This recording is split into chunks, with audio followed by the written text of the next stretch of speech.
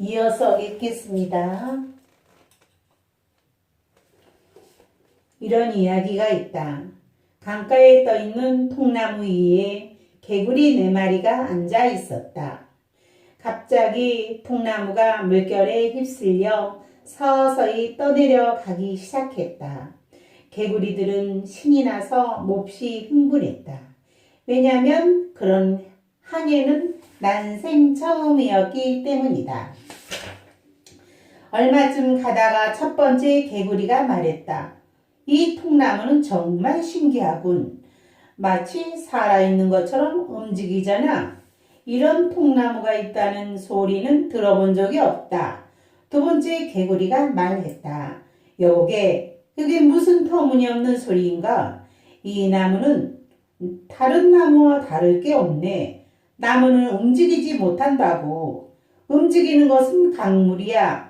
강물이 바다로 흐르면서 우리와 통나무를 떠내려가게 하는 거란 말일세. 세 번째 개구리가 말했다. 천만에 나무도 강물도 움직이지 않네. 움직이는 것은 우리의 마음이지. 마음이 없으면 아무것도 움직이지 않아. 이제 3마리의 개구리는 서로가 옳다고 다투기 시작했다. 말다툼이 더 격렬해지고 목청이 높아졌지만 그들은 의견의 일치를 볼 수 없었다. 그때 문득 그들은 나머지 1마리의 개구리가 시선을 돌리게 되었다. 그 4번째 개구리는 그들의 언쟁에 귀를 기울이면서 아무 말도 않고 평화롭게 앉아 있었다. 그들이 4번째 개구리에게 의견을 물었다. 4번째 개구리가 말했다. 자네들 모두 옳네. 자네들 모두 옳다네. 아무도 틀리지 않았어. 통나무도 강물도 우리의 마음도 모두 움직이네. 하지만 깊이 들여다보면 아무것도 움직이지 않네. 왜냐하면 움직이는 것은 아무것도 없으며 아무데로도 갈 곳이 없기 때문이지. 3마리의 개구리는 몹시 화가 났다. 그들 중에 어느 누구도 자신의 주장이 완전히 옳지 않으며 다른 2마리 개구리가 완전히 들리지 않았다는 사실을 인정할 수가 없었다. 그들은 자기가 모른다고는 생각하고 싶지 않았다. 그런데 이 멍청한 4번째 개구리가 뭘 안다고? 그것은 그들의 애고가 용납할 수 없는 일이었다. 그 다음에 뜻밖의 일이 일어났다. 이런 일은 항상 일어나는 일이다. 그 3마리의 개구리는 합심해서 4번째 개구리를 강물로 밀어버렸던 것이다.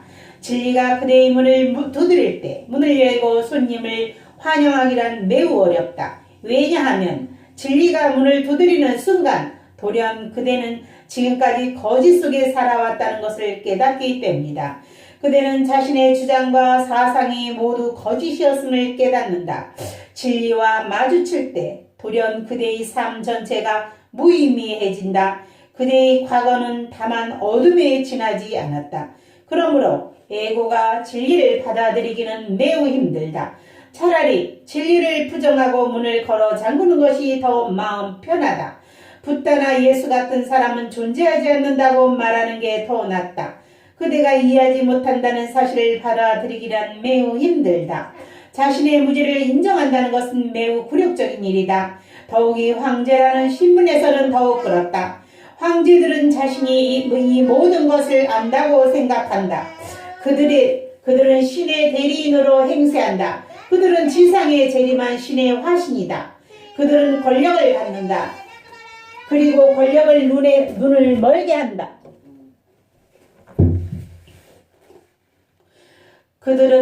그리고 권력은 눈을 멀게 만든다. 그들에게 돈과 권력이 있고 사람들의 존경을 한 몸에 받을 때 자신이 무지하다는 사실을 인식하기란 매우 힘들다.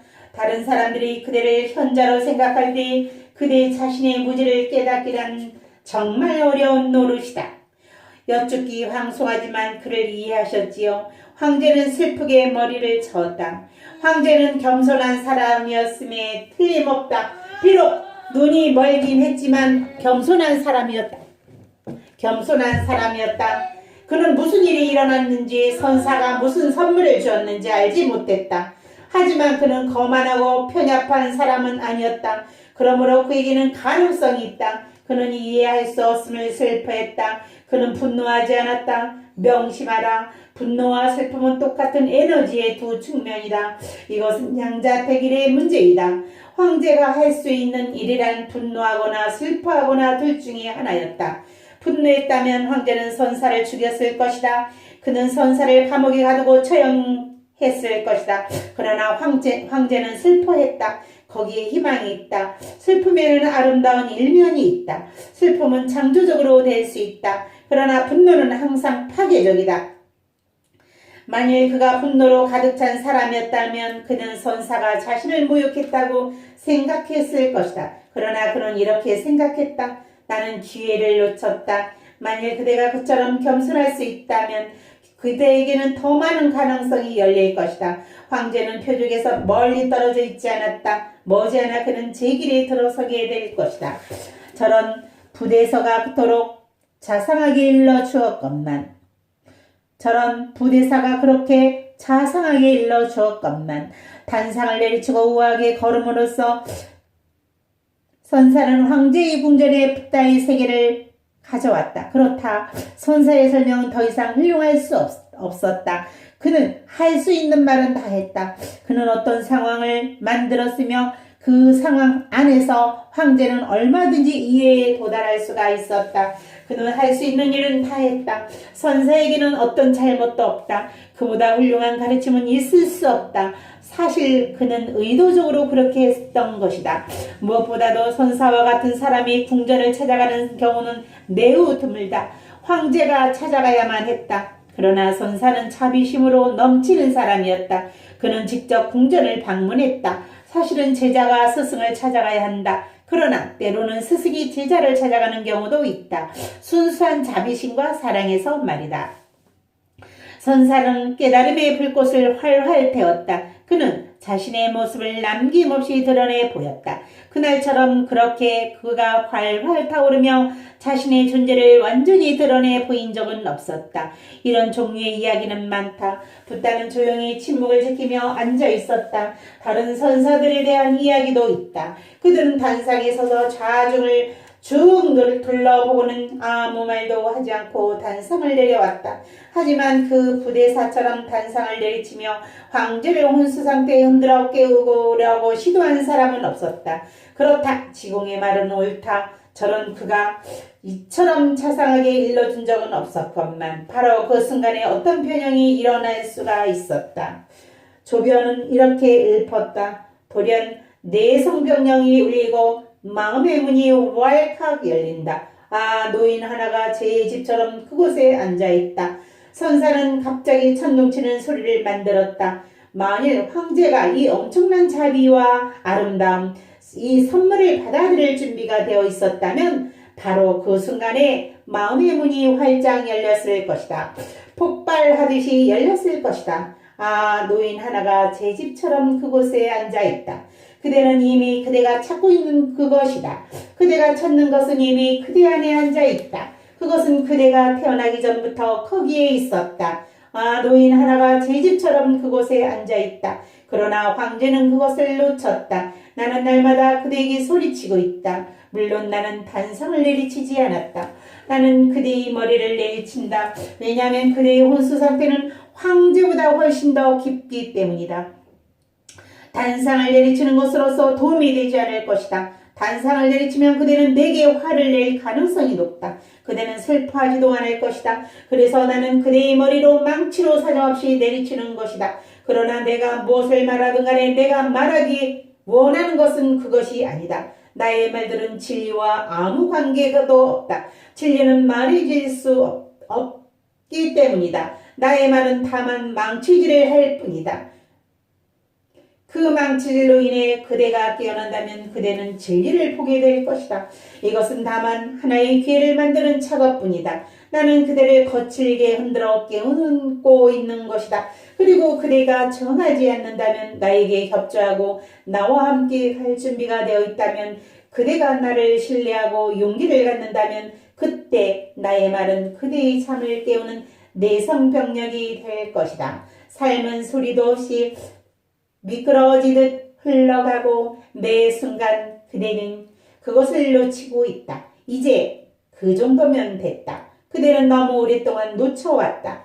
이제 그것은 하나의 습관이 되었다. 그대는 이 습관을 파괴해야 한다. 나와 나의 현존에 의해 축복과 도움을 받을 수 있는 단 하나의 길은 용기를 내는 것이다. 그대의 무덤에서 나오라. 죽어있는 것은 그대의 껍질일 뿐이다. 그대는 결코 죽을 수가 없다. 이것이 나사로의 이야기가 의미하는 바이다. 껍질만이 죽을 때 그대는 결코 죽지 않는다. 깊은 곳에서 삶의 영혼이 흐른다. 그대의 무덤에서 뛰어나오라. 앞으로 내달려라. 깊이 잠드는 사람들을 깨우기에 내성병력을 만들어내는 것, 이것이 모든 스승들이 하는 일이다. 돌연 내성병력이 울리고 마음의 문이 활짝 열린다. 아, 노인 하나가 제 집처럼 그곳에 앉아있다. 선에서 말하는 이 노인이란 신을 말한다. 이 노인이란 말은 아름답다. 그것은 그대의 본성을 가리킨다. 그것은 가장 오래되고 영원한 그대의 본성이다. 마음을 떨쳐버려라. 생각을 멈추라. 더 주의 깊게 깨어있으라. 나무를 보고 새소리를 들을 때 생각이라는 장막을 치지 말라. 직접 만나라. 진리는 지금 여기에서 빛나고 있다. 진리는 어딘가 다른 곳에서 발견되는 것이 아니다. 다만 그대의 깨어남이 필요할 뿐이다. 진리는 이미 여기에 있다. 나는 그대를 흔들어 깨운다. 자신이 안다고는 생각하지 말라. 그대는 아무것도 모른다. 그대의 지식이란 진리를 무시하는 방편뿐이다. 이 무지를 떨쳐버리라. 더 많은 지식을 축적함에 의해서는 무지를 떨쳐버릴 수 없다. 지식을 떨쳐버림에 의해서만 무지를 벗어날 수 있다. 지식은 알을 가로막는 작물이다. 지식이 떨어져 나갈 때 알매의 꽃은 피어났는다. 알겠는가?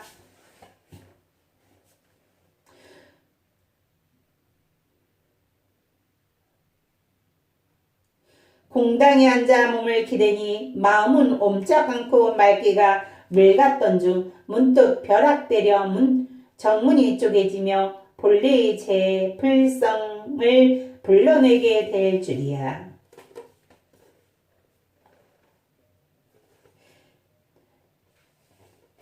제2부 구름 사이로 내비치는 푸른 하늘을. 구름 사이로 내비치는 푸른 하늘은 첫 번째 질문. 어떻게 하면 생각을 멈출 수 있습니까? 생각을 멈추는 것은 불가능하다. 생각이 멈춰지지 않는다는 말이 아니다. 내 말은 인위적으로 생각을 멈출 수 없다는 말이다. 생각은 스스로 멈춘다. 이 차이점을 이해하라.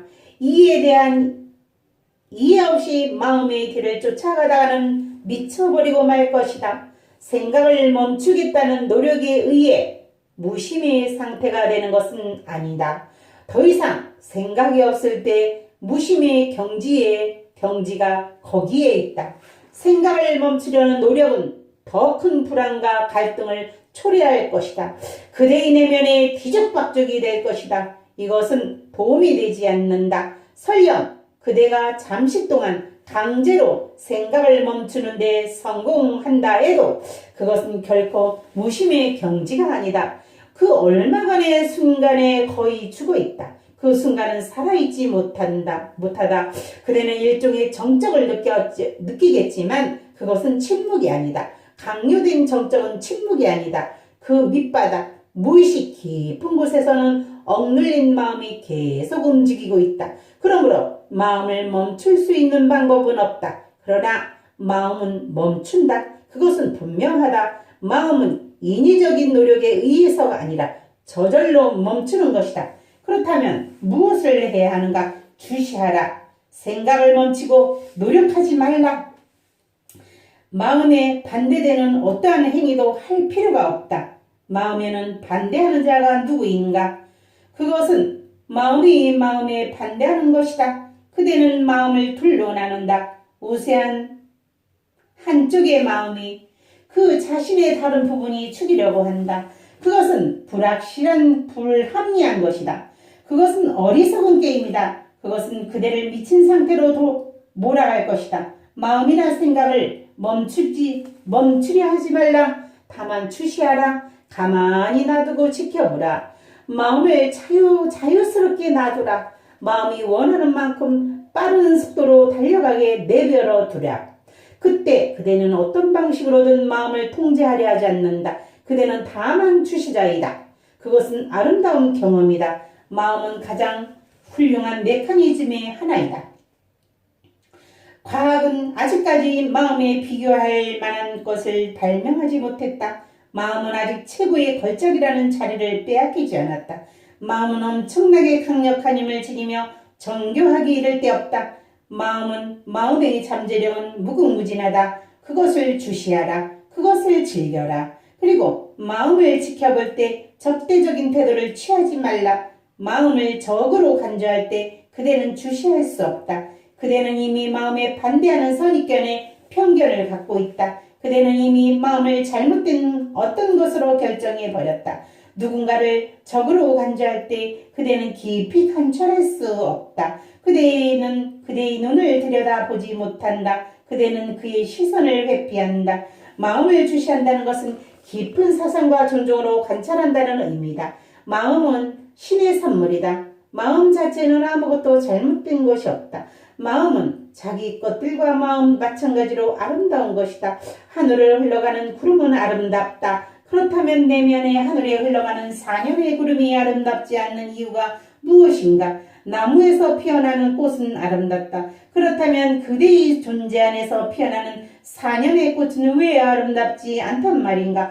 바다를 향해 흘러가는 강물이 아름답다. 그렇다면 미지의 영토로 흘러가는 생각의 물결은 왜 아름답지 않단 말인가? 깊은 존중으로 마음을 대하라. 마음과 싸우지 말라. 그것을 사랑하라. 마음의 미묘한 움직임을 출시하라. 돌연 방향을 바꾸며 아름답게 회전하고 갑자기 높이 점프하고 그렇게 마음의 유인은 계속된다. 마음은 꿈과 상상과 추억의 나래를 편다. 마음은 수많은 것을 투영한다. 주시하라. 마음에 휩쓸리지 말라. 멀찌감치 떨어져 서서 지켜보라. 그러면 그대는 서서히 느끼게 될 것이다. 그대의 주시와 각성이 깊어질수록 생각들 사이에 틈이 보이기 시작할 것이다.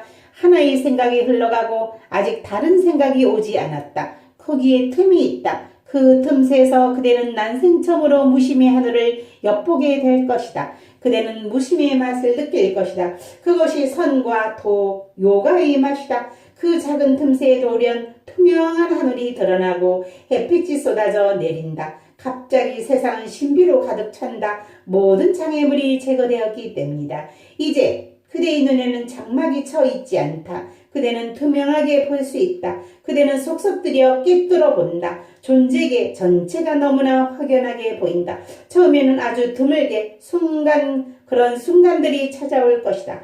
그 순간들은 사마디가 무엇인지 힐끗 보여줄 것이다. 침묵의 작은 연못이 왔다가 사라질 것이다. 그러나 이제 그대는 올바른 길에 들어섰음을 안다. 그대는 다시 주시하기 시작한다. 생각이 지나갈 때 그대는 그 생각들을 주시한다. 생각들 사이에 틈이 지나갈 때 그것을 주시한다. 햇빛이나 구름이나 아름답기는 마찬가지다.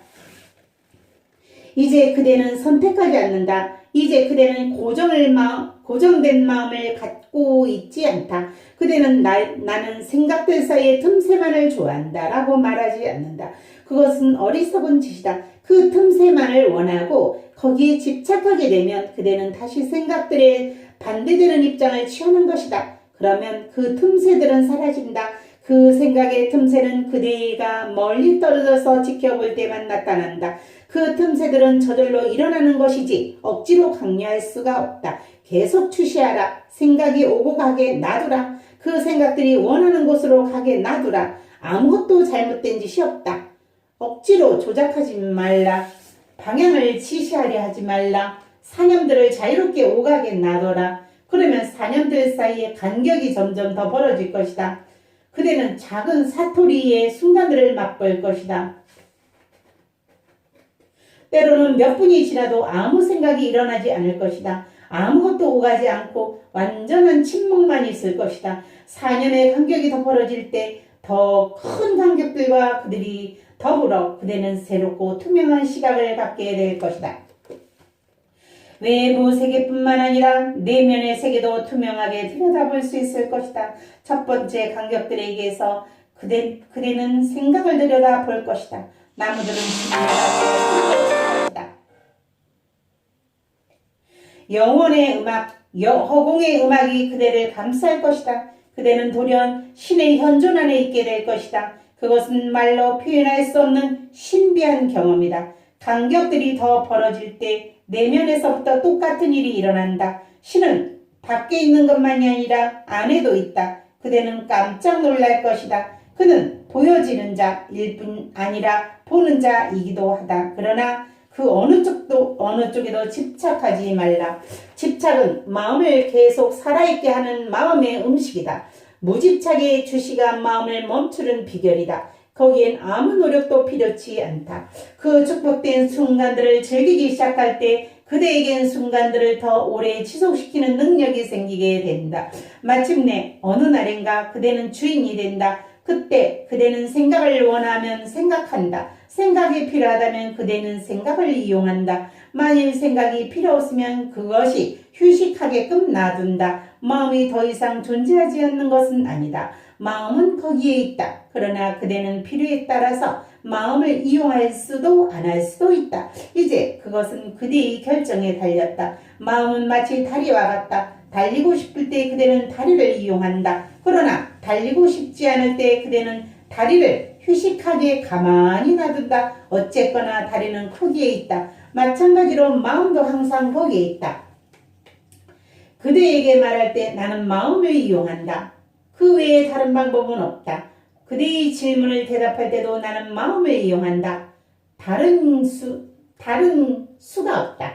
나는 응답을 해야 하며 마음은 매우 훌륭한 도구이다. 그러나 그대와 이야기하지 않고 나 홀로 있을 때는 마음이 존재하지 않는다. 마음은 말을 하기 위한 수단일 뿐이다.